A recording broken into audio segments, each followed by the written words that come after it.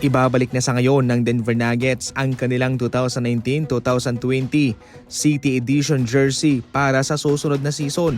Kabilang po ito sa kanilang mga gagamitin mga idol. Mayroong mga pagbabagong gagawin itong Nuggets sa kanilang kupunan.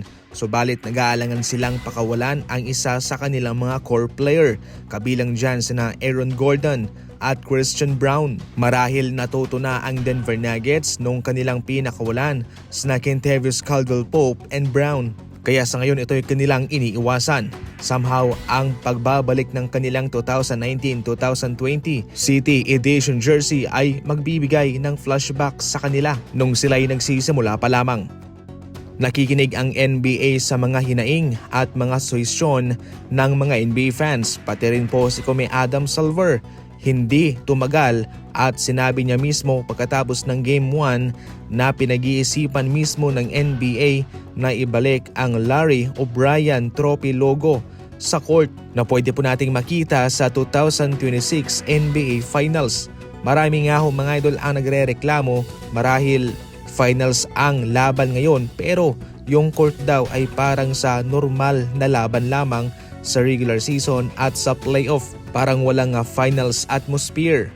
Kaya hinahanap nila yung mga decals, mga sticker na noon ay palaging inilalagay ng NBA especially sa finals. Ayon pa mismo kay Kome Adam Silver, susubukan namin na ibalik ang dating court, ang dating setup sa NBA Finals. Napansin din naman ni Kome Adam Silver na oo, tama naman daw na yung mga in-season tournament court ay mga magaganda.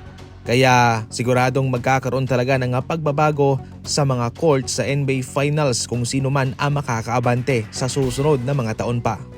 Samantala, eto pag-uusapan natin kung sino nga ba ang mas bagay at swak sa Golden State Warriors. Si Valanciunas ba? Si Brook Lopez ba? O si Robert Williams III? Una, si Valanciunas. Siya ay isang classic na big man. Nakafocus siya sa posting, sa scoring, offensive rebounding at isa rin siyang matinik na shooter sa mid-range. Ang kanyang mga kahinaan ay hindi siya masyadong nakaka-stretch ng spacing sa court at limitado lamang ang kanyang depensa sa perimeter and rim protection. Pangalawa, itong si Brook Lopez. Ito ay isang pambihirang big man na mayroong nakakapatay na 3-point shooting range. Isang matinik na defender, ramdam ng mga kalaban ang kanyang depensa sa Milwaukee Bucks, especially nung sila ay nagkampiyon. Ngunit ang kanyang kahinaan naman ay hindi siya masyadong malakas sa pag-rebounds despite na malaki naman ang kanyang pangatawan.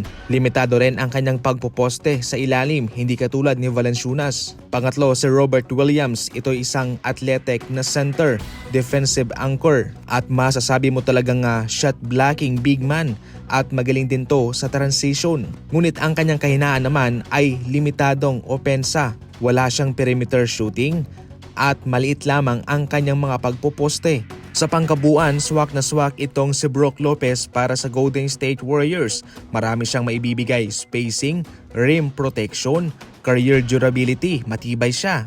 At sigurado namang babagay siya kay Draymond and Jimmy Butler. Para makuha itong si Brook Lopez, kinakailangan mga idol na mag-trade ang Golden State Warriors, pero ang isang realistic na pamamaraan ay kunin na lamang siya via free agency. Samantala, bakit nga ba hindi itong si Robert Williams ang swak para sa Golden State Warriors? Ito ang rason. Magaling nga siyang dumepensa pero malaking red flag naman ang kanyang kalusugan at hindi siya ganong nakapagbibigay ng spacing. Bakit naman hindi si Valanciunas? Well, kahit nga mabibigyan niya ng solidong kalaliman ang rotation lineup ng Golden State Warriors, pero di naman bagay ang kanyang skills sa Golden State Warriors. Especially mga idol, hindi siya nakaka-switch sa small ball lineup at limitado rin naman ang kanyang spacing. Sa pangkabuuan, si Brook Lopez ang bagay na bagay sa Golden State Warriors.